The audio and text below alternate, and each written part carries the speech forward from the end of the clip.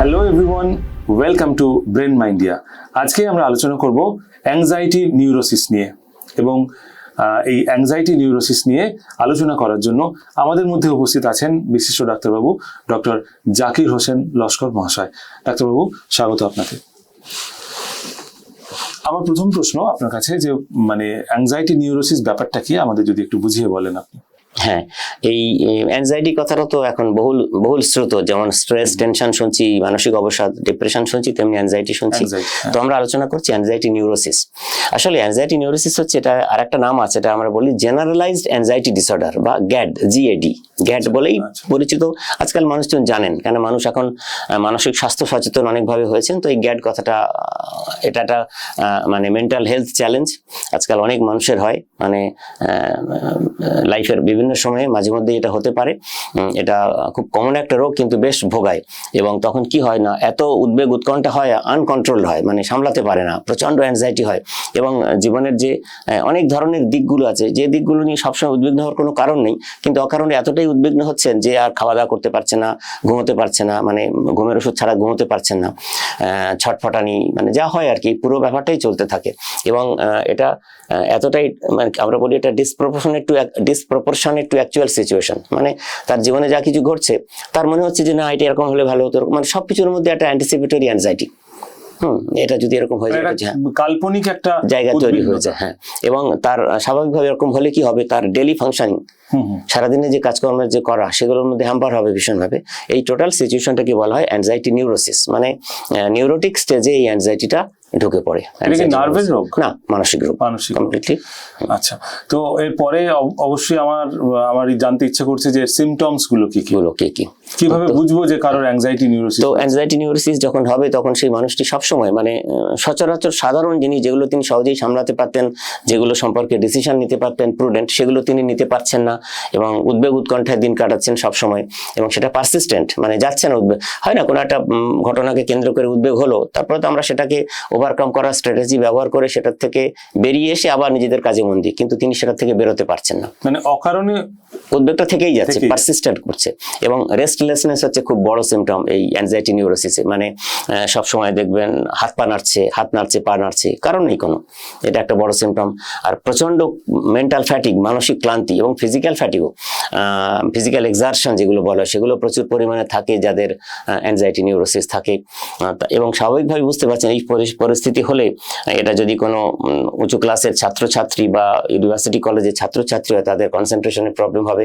যারা কর্মস্থলে, যাদের অনেকটা কনসেন্ট্রেট করে কাজ করতে হয়, তাদেরও প্রচন্ড মনোসংযোগের ব্যাঘাত ঘটবে।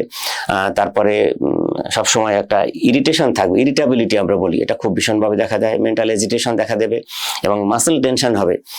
হ্যাঁ, মাসেল টেনশন হলে এই মাসেলগুলোতে, মাংসপেশিগুলোতে যন্ত্রণা শুরু হবে, বডি এক, হেডেক, এসবগুলো শুরু হবে। আর অবশ্যই দেখা দেবে স্লিপ ডিস্টারবেন্স, ইনসমনিয়ার সমস্যা, ঘুমের সমস্যা, একদমই রেস্টলেস, সারা রাত নির্ঘুম রাত কাটবে, বিছানায় শুয়ে এপাশ ওপাশ ছটফট করবে। এগুলোই মূলত অ্যাংজাইটি নিউরোসিসের লক্ষণ। ঘুম না হলে তো অন্য রোগ চলে আসবে, আমরা তো বলি যে ইনসমনিয়া ইটসেলফ কোনো ডিজিজ নয়, অন্যান্য অনেক রোগের এটা একটা সিমটম। তো অ্যাংজাইটি নিউরোসিসেরও একটা সিমটম হচ্ছে স্লিপ ডিস্টারবেন্স, স্পেশালি ইনসমনিয়া বা স্লিপলেসনেস। আচ্ছা, তো সিমটমস তো আমরা জানলাম, তো এর কারণ স্বরূপ আপনি কি মনে করেন, কি কারণ? অ্যাকচুয়ালি বুঝতেই পারছেন, পার্সোনালিটি ডেভিয়েশন, এবং অনেকের ব্রেনের, আমাদের লিম্বিক সিস্টেমের মধ্যে ইমোশন কন্ট্রোল সেন্টার তো আমাদের থাকে। আমাদের ইমোশন তো আমাদের নেগেটিভ পজিটিভ আছে, কন্ট্রোল করতে হয়। তো যেসব মানুষজনের ইমোশন কন্ট্রোল সেন্টার স্টেবল নয়, তাদের ক্ষেত্রে এটা বেশি দেখা যায়। এবং এছাড়া জেনেটিক কারণ আছে, ফ্যামিলিতে যদি দাদু দিদা বা আত্মীয় স্বজনদের বা পূর্বপুরুষদের বেশি সব রোগ থাকে, জেনারেলাইজড অ্যাংজাইটি ডিসঅর্ডার, তো বংশ পরম্পরা এটা অনেকের মধ্যে সঞ্চারিত হতে পারে, এটা একটা কারণ। ব্রেন নিউরোকেমিস্ট্রিতে কিছু চেঞ্জ হয়, ডোপামিন, সেরোটোনিনের কিছু বিকৃতি দেখা যায়, তাদের লেভেল কমে বাড়ার জন্যও কিন্তু অ্যাংজাইটি নিউরোসিস দেখা দেয়। পার্সোনালিটি ট্রেটস, ব্যক্তিত্বের বিকার থেকেও কিন্তু অ্যাংজাইটি নিউরোসিস দেখা দেয়। এছাড়া কিছু লাইফ এক্সপেরিয়েন্স, যদি খুব খারাপ কিছু এক্সপেরিয়েন্স লাইফে পুরনো থাকে, যার থেকে PTSD post traumatic stress disorder দেখা যায়, তাদের ক্ষেত্রে অ্যাংজাইটি নিউরোসিস থাকে। কয়েকটা মেডিকেল কন্ডিশনে আমরা নিউরোসিস দেখি, অ্যাংজাইটি নিউরোসিস দেখি, ধরুন খুব ক্রনিক ইলনেস, দীর্ঘস্থায়ী কোনো অসুখে ভুগছেন, ফিজিক্যাল হেলথ চ্যালেঞ্জেসের মধ্যে যাচ্ছেন, তো তার না জানি রোগটা সারবে কি সারবে না, কতদিনে সারবে, এই ভয় ভাবনা দুশ্চিন্তা থেকেও কিন্তু তার মধ্যে অ্যাংজাইটি, বিশেষ করে ধরুন না যেসব মানে মারণ রোগ আছে, ক্যান্সারে যারা ভুগছে, এডসে ভুগছে, তাদের তো সবসময় একটা উদ্বেগ উৎকণ্ঠা কতদিন আর আছে আয়ু, তো তার থেকেও অ্যাংজাইটি নিউরোসিস, এগুলোই মূলত অ্যাংজাইটি নিউরোসিসের কারণ। আচ্ছা, তো এটাকে আমরা যদি মানে ওষুধ ছাড়া নিয়ন্ত্রণ করার কথা ভাবি, অবশ্যই মানে অবশ্যই ওষুধ ছাড়াই আগে ভাবতে হবে সবসময়। এবং আমি বলবো অ্যাংজাইটি নিউরোসিসের রোগীদের 80% পেশেন্টদের কিন্তু ওষুধ ছাড়াই নিয়ন্ত্রণ করা সম্ভব। এবং সেক্ষেত্রে সাইকোলজিতে, ক্লিনিক্যাল সাইকোলজিতে একটা নির্দিষ্ট থেরাপি আছে, সিবিটি বলা হয়, এটা বহুল ব্যবহৃত হয় এবং সবাই জানেন আপনারা, সেটাকে বলা হয় কগনিটিভ বিহেভিয়ার থেরাপি। মানে এটাকে, এই থেরাপিটি এমন ভাবে করা হয় যে মানুষটার মধ্যে তার যে প্রবলেমস গুলো আছে সেগুলোকে আইডেন্টিফাই করা হয়, তার যে negative thought patterns, behavioural thought patterns, সেটা কি ধরনের চ্যালেঞ্জ তৈরি করছে সেগুলোকে বোঝার চেষ্টা করে থেরাপিস্ট এই কগনিটিভ বিহেভিয়ার থেরাপি প্রয়োগ করে সেখান থেকে পেশেন্টের অ্যাংজাইটি নিউরোসিস থেকে বের করে আনতে পারেন। এছাড়া থেরাপিস্টরা সাজেশন দেন যে মাইন্ডফুলনেস মেডিটেশন প্র্যাকটিস করতে, কেননা যদি মানুষ একটা সবসময় কি হয় না, আমরা সবসময় অতীত এবং ভবিষ্যতের দুর্ভাবনায় কিন্তু কাটাই, তাই না? অতীতের সমস্যাগুলোর কথা, অতীতের জিনিস মাথার মধ্যে চলে, আর ভবিষ্যতের দুশ্চিন্তা, না জানি কি হবে, এগুলোই বেশি চলে। আমরা বর্তমানে বাঁচতে পারি না। তো যদি প্রেজেন্ট মোমেন্টে আমরা বাঁচতে পারি, অ্যাকচুয়ালি মাইন্ডফুলনেস মেডিটেশন সেটাই তো শেখায়। তো সেটা যদি আপনি প্রেজেন্ট মোমেন্টে আপনি হাসি খুশি বাঁচতে পারেন, কি হবে? আপনার অ্যাংজাইটি রিডাকশন হবে, উদ্বেগ কমে যাবে। এছাড়াও রিল্যাক্সেশন টেকনিক ভীষণ কাজে লাগে। এক ধরনের আছে যেগুলো প্রগ্রেসিভ মাসল রিল্যাক্সেশন বলা হয়, ব্রিদিং এক্সারসাইজ আছে, গাইডেড কিছু ইমেজারি দেখিয়েও কিন্তু অ্যাংজাইটি নিউরোসিসের চিকিৎসা করা হয় ওষুধ ছাড়া। আচ্ছা, আপনি তো এছাড়া এছাড়া ধরুন রেগুলার ফিজিক্যাল এক্সারসাইজও করতে হবে, কেন ব্রেনের অক্সিজেন সাপ্লাইটা খুব বড়। স্ট্রেস রিলিজ হলেই কিন্তু অ্যাংজাইটি রিলিজ হবে। স্ট্রেস তো একটা কারণ মুড সুইং এর।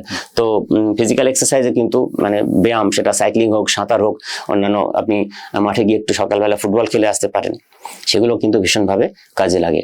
এবং অবশ্যই মিউজিক, ড্যান্স মুভমেন্ট থেরাপি বা আর্ট থেরাপি, কিছু ছবি আঁকলেন একটু নিজের পছন্দের মতো, মানে এনিহাউ স্ট্রেসটাকে কমানো। স্ট্রেস ভেন্টিলেশন হলেই কিন্তু তার অ্যাংজাইটিও আস্তে আস্তে কমে যাবে।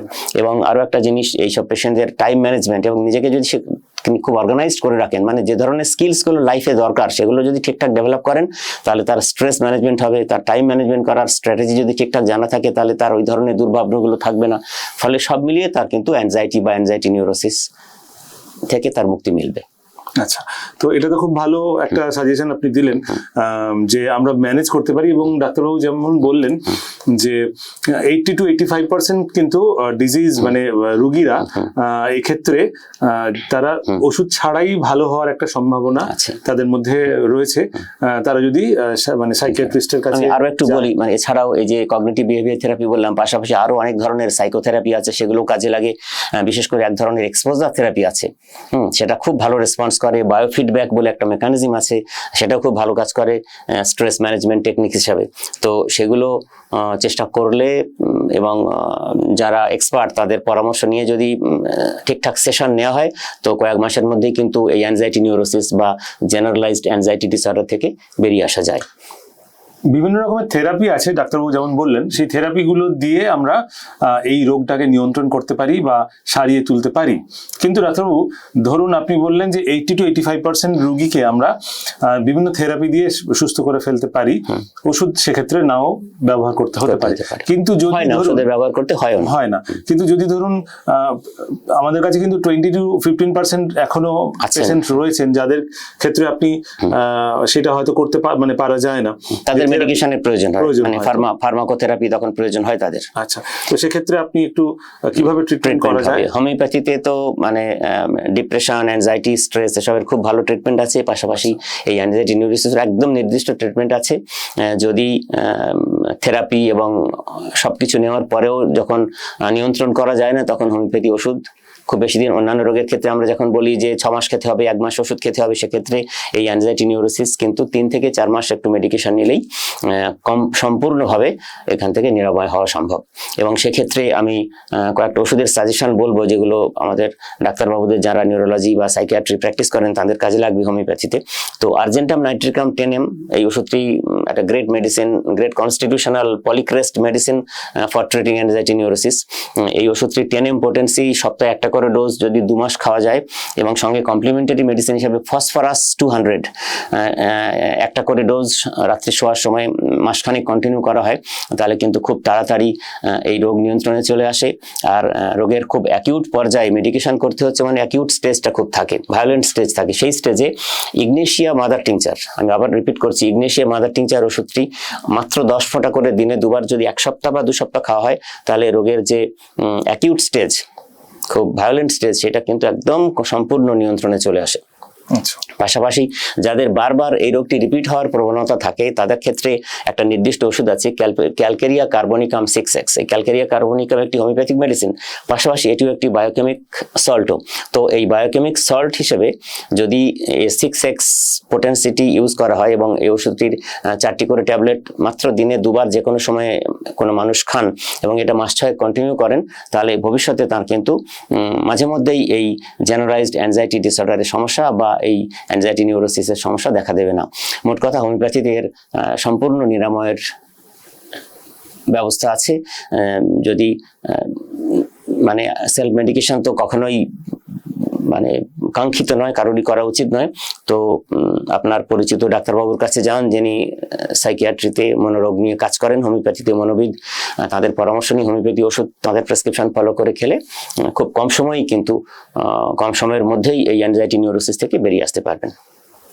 দর্শক বন্ধুরা, আপনারা শুনলেন যে অ্যাংজাইটি নিউরোসিস নিয়ে কিভাবে আমরা মানে আমাদের যে চিন্তা, দুশ্চিন্তা, সেখান থেকে আমরা মুক্ত হতে পারি, আমরা অ্যাংজাইটি নিউরোসিস পুরোপুরি সারিয়ে ফেলতে পারি, এবং হোমিওপ্যাথিতে তার খুব স্কোপ রয়েছে। এছাড়াও উইদাউট মেডিসিন কিভাবে এটাকে নিয়ন্ত্রণ করা যায় সেটাও আপনারা শুনলেন। আশা করি আপনারা এই আলোচনা থেকে অনেক উপকৃত হবেন, এবং আমরা আশা করব যে এই ভিডিওটি আপনারা যত পারবেন শেয়ার করুন, কারণ আপনাদের মতো অনেক মানুষ এই ভিডিও থেকে কিন্তু উপকৃত হতে পারেন। আজকের আলোচনা আমরা এখানেই শেষ করলাম। আবার আপনাদের সাথে দেখা হবে এরকমই কোনো গুরুত্বপূর্ণ আলোচনাতে। আপনারা সবাই খুব ভালো থাকবেন। নমস্কার।